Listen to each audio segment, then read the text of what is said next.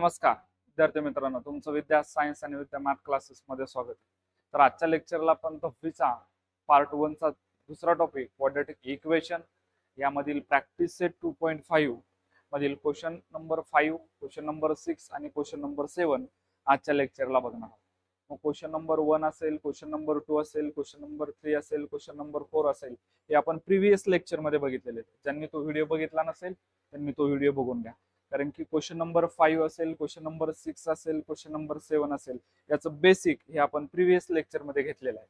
Okay, तर बघा प्रश्न क्रमांक 5 काय सांगतो आपल्याला.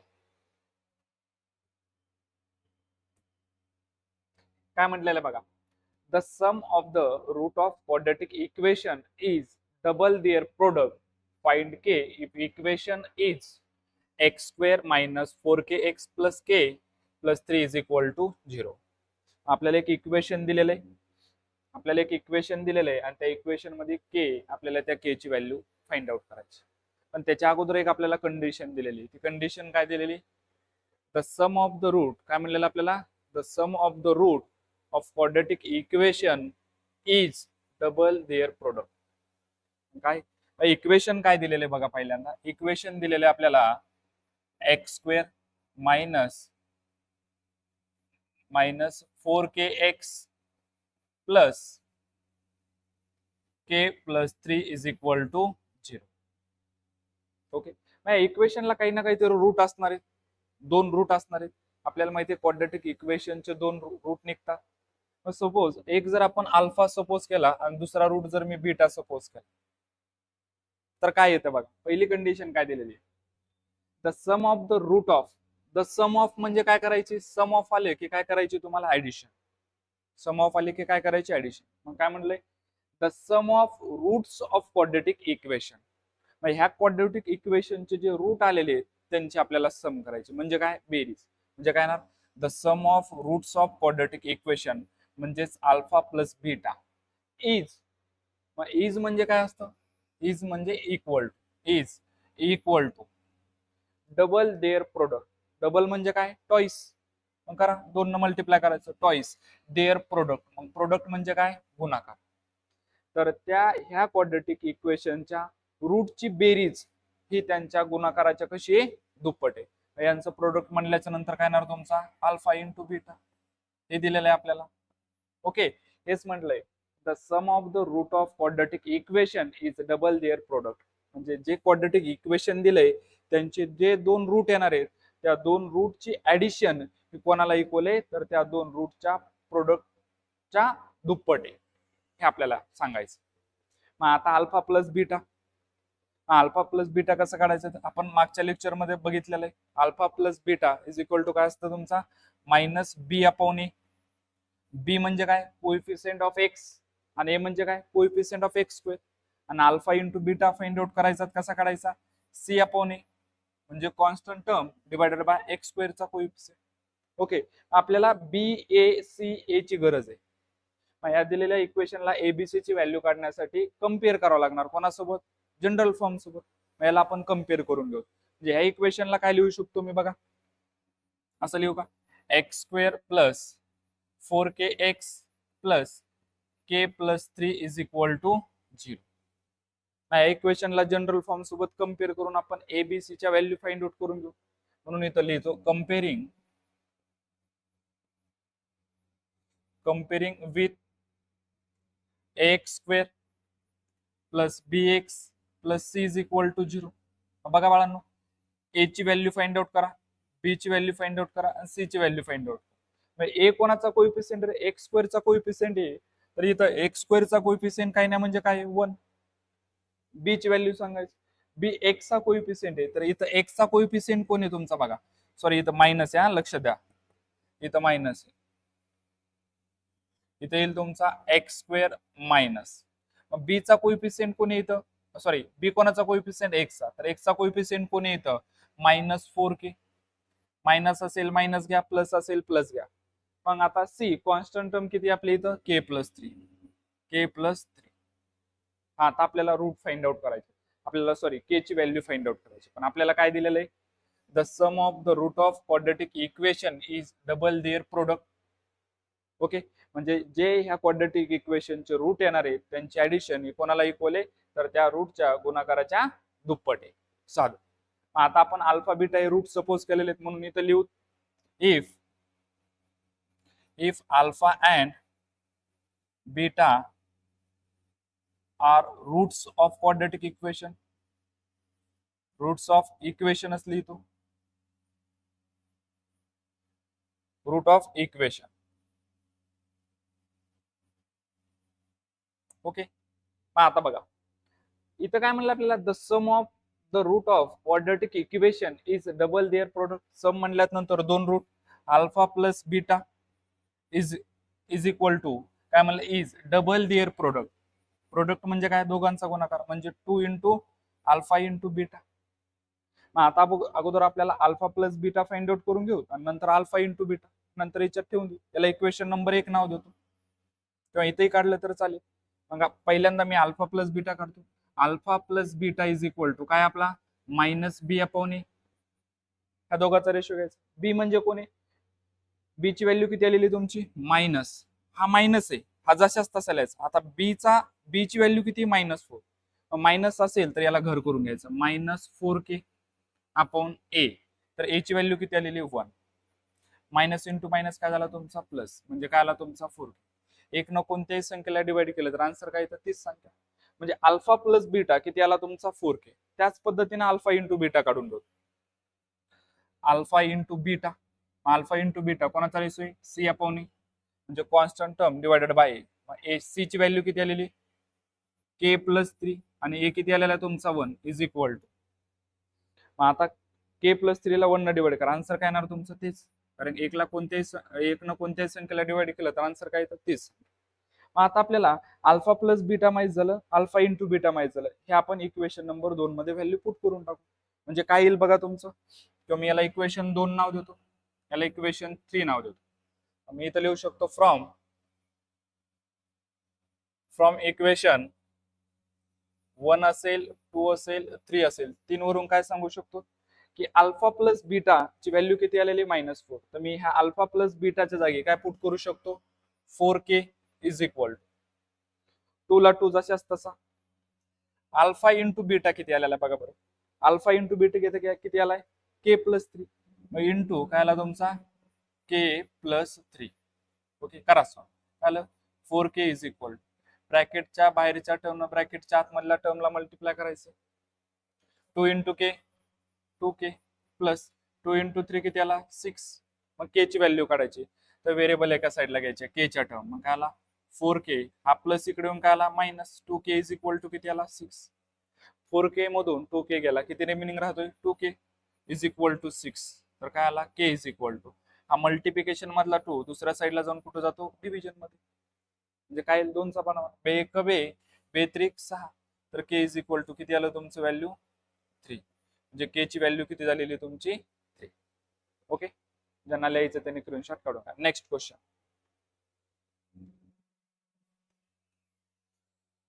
आता काय म्हणलं बघा बाळा, question number 6. Alpha beta are the root of y² minus 2y minus 7 is equal to 0. बाळांनो एक इक्वेशन दिलेले आणि ह्या इक्वेशनचे रूट आपल्याला अल्फा आणि बीटा दिलेले आणि फाइंड म्हणलंय alpha square plus beta square पहिल्यांदा आणि नंतर alpha cube plus beta cube. मग साधं आहे, एक्सपान्शन आपण बघत आलेलो. बघा लक्ष द्या, इक्वेशन काय दिलं बघा आपल्याला. पहिल्यांदा इक्वेशन लिहून घेतो मी. आपल्याला इक्वेशन दिलेलं आहे y² minus 2y minus 7 is equal to 0. मग alpha square plus beta square ची व्हॅल्यू काढण्यासाठी आपण हे एक्सपान्शन बघत आलेलो. बघा जसं की आपण एक एक्सपान्शन बघितलेले, a प्लस बी ब्रॅकेटचा स्क्वेअर इज इक्वल टू काय एक्सपान्शन असतं तुमचं a² plus 2ab plus b². Okay, मग काय करू तुम्ही बघा, ह्या टर्मला जर इकडे पाठवलं तर ही प्लस टर्म इकडे येऊन काय होईल तुमची मायनस, म्हणजेच काय आला a प्लस बी ब्रॅकेटचा स्क्वेअर, हा प्लस इकडे येऊन काय झाला minus 2ab is equal to काय आला a² प्लस b².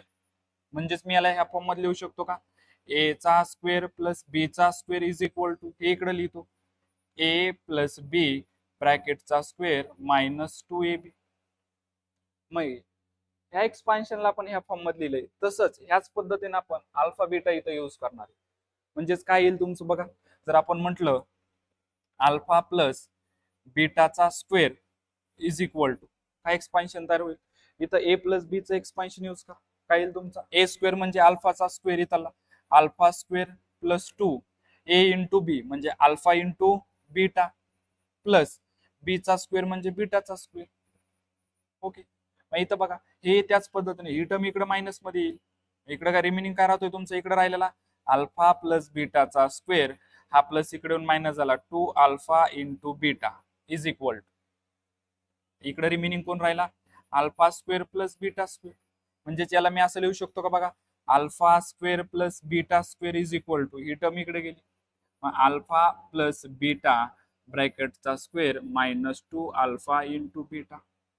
आपल्याला हेच म्हणलेलं आहे alpha square plus beta square. मग आता तुम्ही पाठच करून टाकायचा formula, alpha square plus beta square is equal to काय येतो तुमचा फॉर्म्युला, अल्फा प्लस बीटा ब्रॅकेटचा square minus 2 into alpha into beta.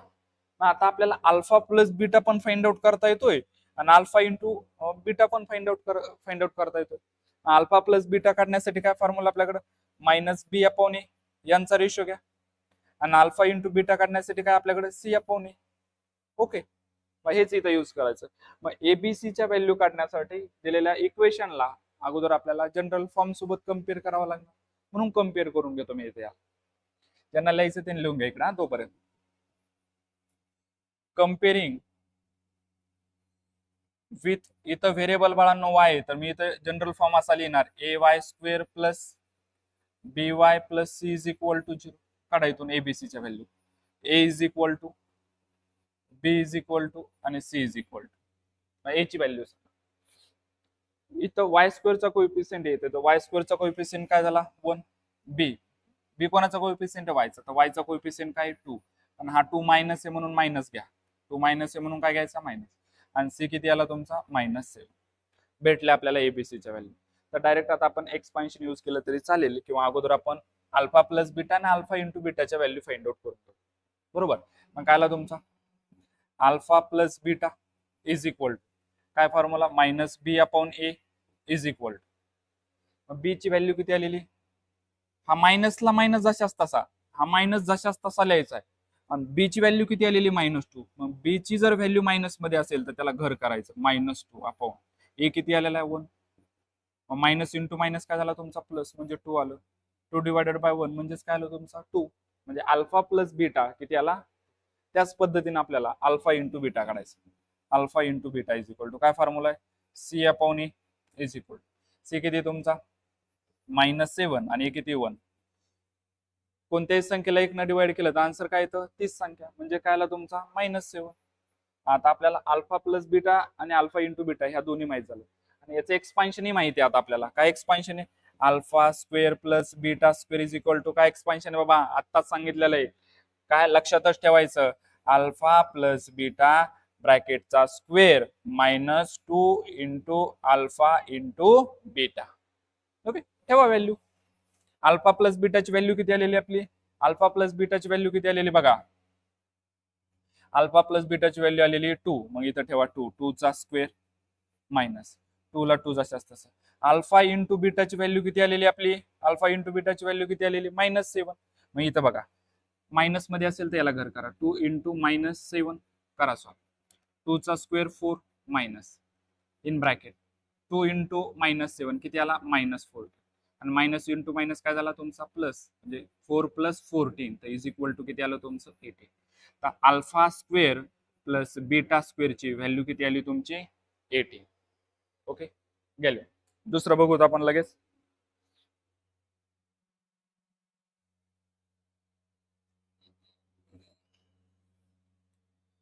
आता दुसरं एक्सपान्शन दिलेलं आहे आपल्याला, कोणाची व्हॅल्यू काढायची, तर बघा एक मिनिट हा,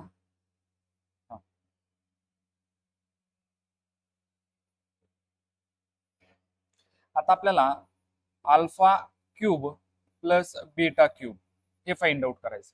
तर याचं एक्सपान्शन माहिती आहे आपल्याला. त्याच्या अगोदर एबीसीच्या व्हॅल्यू काढलेल्या जशाच तशा ठेवत आपण, सोपं जाईल आपल्याला. ओके, हे कट करतो मी.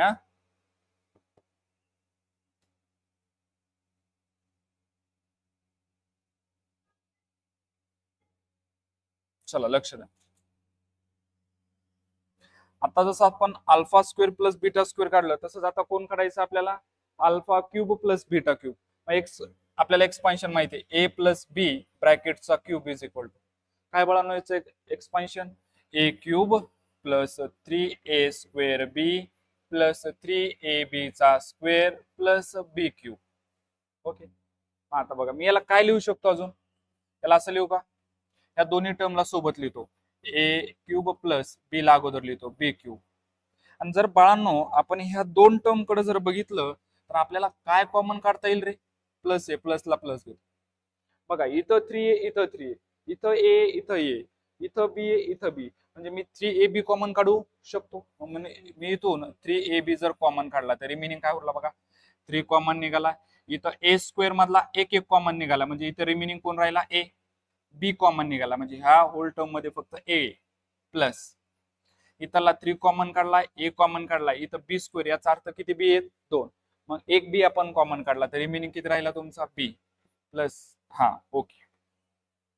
आणि आता हे एक्सपान्शन झालं. आता 3ab in bracket A plus b ह्या टर्मला मी जर ह्या साईडला जर पाठवलं तर ही प्लस इकडे येऊन काय होणार, मायनस. मग काय आलं तुमचं बघा, ए प्लस बी ब्रॅकेटचा क्यूब मायनस ही होल टर्म प्लस इकडे येऊन काय होणार, minus. Minus 3ab in bracket A plus B is equal to काय आला तुमचा, A cube plus B cube. म्हणजेच मी याला काय लिहू शकतो, A cube plus B cube चं एक्सपान्शन काय झालं तुमचं, याला लिहितो ए प्लस बी ब्रॅकेटचा cube minus 3ab into A plus B. Okay, या पद्धतीने मी लिहू शकतो. मग आता जसं आपण a cube plus B cube ला लिहिलंय त्यालाच काय लिहू शकतो आपण, अल्फा क्यूब प्लस बीटा क्यूबला. मग बघा, alpha cube plus beta cube is equal to as it is जशाच तसं लिहून घ्यायचं. काय आलं तुमचा, अल्फा प्लस बीटा ब्रॅकेटचा cube minus 3 a into b म्हणजे कोण, alpha into beta, alpha into beta in bracket. मग आता ए प्लस बी म्हणजे कोण, अल्फा प्लस बीटा, म्हणजे अल्फा प्लस बीटा. तर बाळांनो हे एक एक्सपान्शन तुम्हाला लक्षात ठेवायचं किंवा पाठांतरच करून ठेवा. Alpha cube plus beta cube is equal to काय एक्सपान्शन असतं, तर अल्फा प्लस बीटा ब्रॅकेटचा cube minus 3 alpha into beta in bracket alpha plus beta, हे एक्सपान्शन. आपल्याला इथं आता alpha plus beta find out करता येतं कसं, मायनस बी अपॉन ए आणि अल्फा इंटू बीटा काय, सी अपॉन ए. आता एबीसीच्या व्हॅल्यू काढण्यासाठी इक्वेशनला कम्पेअर करावं लागणार कोणासोबत, जनरल फॉर्म सोबत. म्हणून मी लिहितो इथं comparing with A Y square plus B Y plus C is equal to 0. A ची व्हॅल्यू काढू, बी आणि सी. ए ची इथं वाय स्क्वेअरचा कोइफिशियंट काय 1, म्हणजे ए ची व्हॅल्यू 1 झाली. बी, बी कोणाचा, वायचा कोइफिशियंट, तर वायचा कोइफिशियंट कोण आहे, -2. मायनस असेल मायनस घ्या, प्लस असेल प्लस घ्या. आणि सी कॉन्स्टंट किती, हा -7. आता आपण अल्फा प्लस बीटा पहिल्यांदा फाइंड आउट करून घेऊ. Alpha plus beta, alpha plus beta काय कसा फाइंड आउट केला जातो, मायनस बी अपॉन ए. बी ची व्हॅल्यू किती आलेली तुमची, हा मायनस जशाच तसा आहे, नाहीतर असं म्हणायचं नाही इथं मायनस आहे बरं झालं, परत मायनस घ्यायची गरज नाही, असं करायचं का नाही. हे मायनस साईन तर कंपल्सरी लिहायचं, पण बी ची व्हॅल्यू किती, -2. मायनस असेल त्यावेळेस काय करायचं, याला घर करायचं, -2 अपॉन ए किती 1, आणि मायनस इंटू मायनस काय झाला तुमचा +2. कोणत्याही संख्येला 1 ने डिवाइड केलं तर आन्सर तेच येतं. म्हणजे अल्फा प्लस बीटा किती झाला 2, आणि अल्फा इंटू बीटा काय, सी अपॉन ए. तर सी किती तुमचा -7 अपॉन ए, ए किती 1 इज इक्वल टू किती आला, -7. आता कोणाची व्हॅल्यू काढायची, alpha cube plus beta cube. लिहा इथं मग alpha cube plus beta cube, आणि त्याचं एक्सपान्शन बघितलंय बाळांनो आपण, हे अल्फा प्लस बीटा चा cube -3 alpha into beta in bracket alpha plus beta. Okay, तेव्हा इथं व्हॅल्यू अल्फा प्लस बीटा किती आला रे, 2, म्हणजे 2 चा cube -3 into alpha into beta किती आला तुमचा -7, काय आला -7 in bracket alpha plus beta किती आलेला आहे 2. ओके, याला घर केलं तरी चालेल. बघा काय आलं तुमचा 2चा क्यूब किती आहे रे तुमचा 8. आणि अगोदर बघा ह्या दोघांच्या मध्ये मल्टिप्लिकेशन साइन आहे -3 जसा तसा इंटू -7 इंटू काय आला तुमचा 2. अगोदर काय करून घेतो हे मायनस इंटू मायनस काय झाला तुमचा प्लस म्हणजे काय आला 8 प्लस. आता गुणाकार करून घ्या 7 21 आणि 21 गुणिले 2 किती आलं तुमचं 42. म्हणजेच किती आलं तुमचं इथं 42 प्लस 8 किती आला 50. याचा अर्थ alpha cube plus beta cube, तर याची व्हॅल्यू किती आली तुमची 50. ओके, बघा नेक्स्ट क्वेश्चन. इथं काय म्हणलं बघा क्वेश्चन नंबर 7 प्रॅक्टिस सेटचा लास्ट क्वेश्चन राहिलेला बाळांनो. ओके, प्रश्न व्यवस्थित रीड करून घ्यायचा. The roots of each of the following quadratic equation are real and equal and find k. दिलेल्या क्वाड्रेटिक इक्वेशनचे रूट हे कसे आहेत रियल अँड इक्वल आहेत. काय म्हटलं आपल्याला real and equal. Previous lecture मध्ये बघितलं आपण रियल अँड इक्वल कधी असतं ज्या वेळेस b² - 4ac ची व्हॅल्यू कोणाला इक्वल असते 0 ला. म्हणजेच डेल्टा इज इक्वल टू किती असतो तुमचा 0. त्यावेळेस दिलेल्या क्वाड्रेटिक इक्वेशनचे रूट काय असतात रियल अँड इक्वल. म्हणजे डेल्टा इज इक्वल टू काय लिहू 0. डेल्टाची व्हॅल्यू म्हणजेच काय असतं तुमचं b² - 4ac. आपल्याला b² - 4ac ची व्हॅल्यू काढणं लागणार. याची व्हॅल्यू काढायची तर ते एबीसीच्या व्हॅल्यू माहित असणं गरजेचं आहे. म्हणून ह्या दिलेल्या इक्वेशनला पहिल्यांदा आपल्याला काय करावं लागणार कम्पेअर.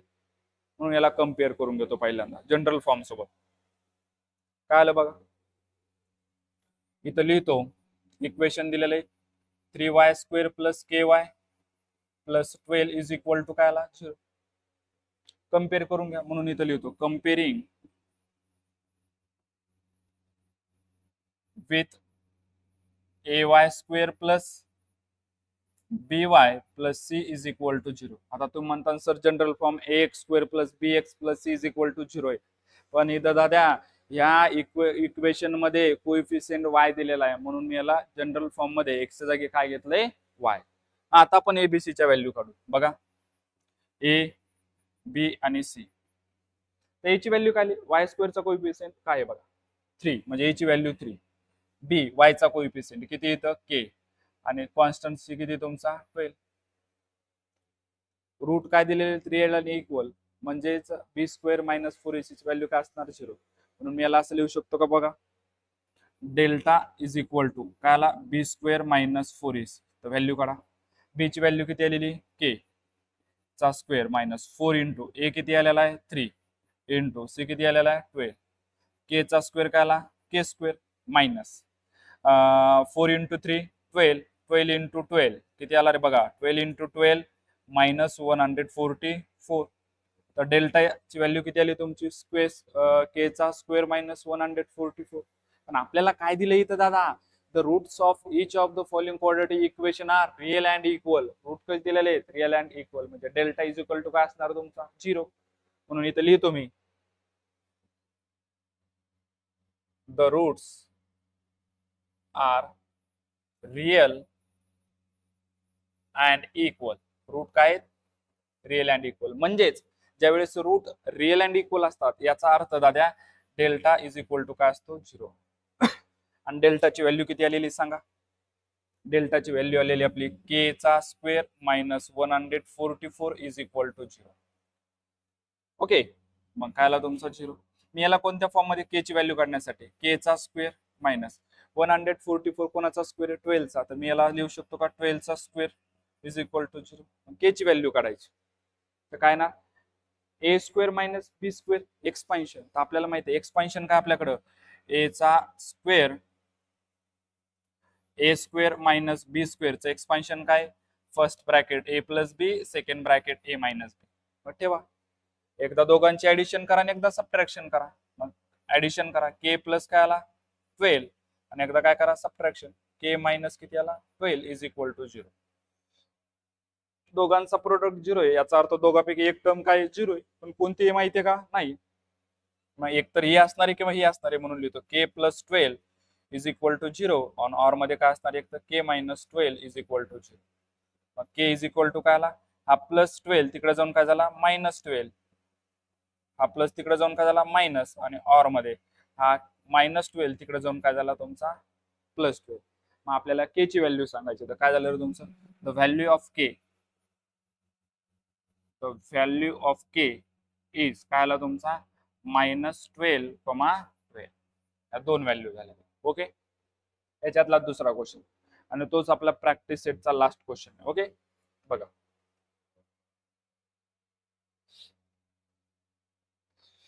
हे आपल्याला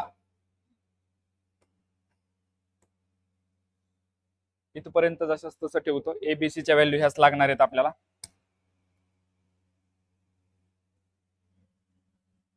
बघा बाळांनो लक्ष द्या तर इथं इक्वेशन दुसरं दिलेलं आहे सॉरी इक्वेशन काय दिले आपल्याला इक्वेशन दिलेलं आहे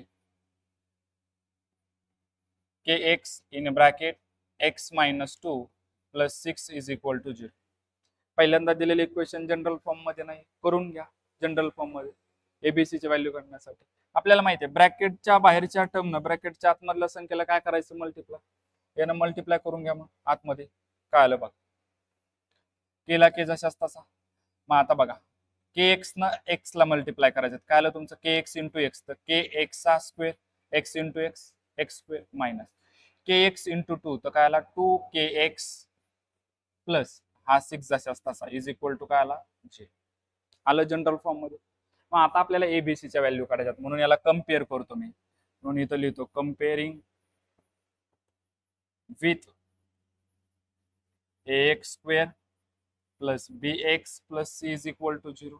याचा अर्थ ए इज इक्वल टू किती झाला बघा के ए कोणाचा कोइफिशियंट एक्स स्क्वेअरचा बी तर बी ची व्हॅल्यू काय झाली एक्सचा कोइफिशियंट किती -2k काहीच नाही तर काही बी असू एक्स पशी जे काही नंबर दिसतील ते नंबर डायरेक्ट बी ची व्हॅल्यू झाली एक्स सोडून देऊ किंवा जो व्हेरिएबल आला असेल तो सोडून देऊ.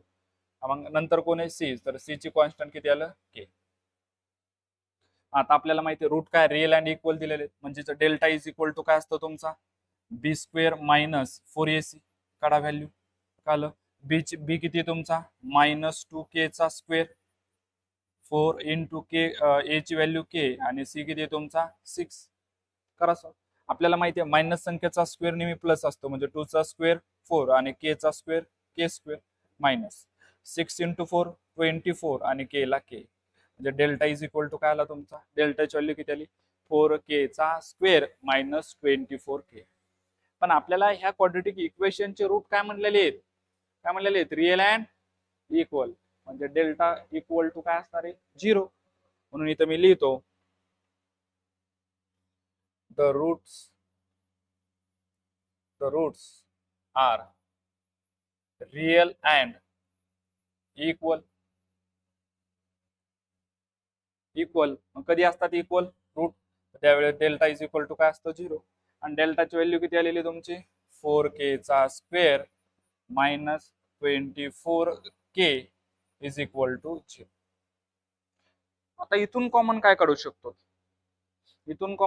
शकतो इथं A square minus B square expansion use करू शकत नाही कारण की हा कोणत्या संख्येचा स्क्वेअर आहे का नाही हा आहे पण हा आहे का नाही इथं A square minus B square expansion use करू शकत हा तर मी इथून कॉमन काढू शकतो इथं के आणि दोन्ही संख्येला मोठ्यात मोठ्या कोणत्या संख्येने भाग जातो 4 मग तो कॉमन काढतो म्हणजे 4k जर कॉमन काढला तर इकडे रिमेनिंग काय राहिला तुमचा बघा 4 के स्क्वेअर मधला एक के राहिला मायनस कॉमन काढलेल्या संख्येने आतमधल्या संख्येला डिवाइड करायचं असतं म्हणजे 24 डिवायडेड बाय 4 4 25 4 सक 24 म्हणजे किती आला 6 आणि के कॉमन काढलेला इज इक्वल टू काय आला तुमचा दोघांचा गुणाकार 0 आहे याचा अर्थ ह्या दोघांपैकी एक टर्म काय 0 आहे कोणती माहिती का आपल्याला नाही एक तर मग तुमची 4k इज इक्वल टू एक तर 0 असू शकते किंवा ऑर मध्ये k minus 6 is equal to काय असू शकते 0.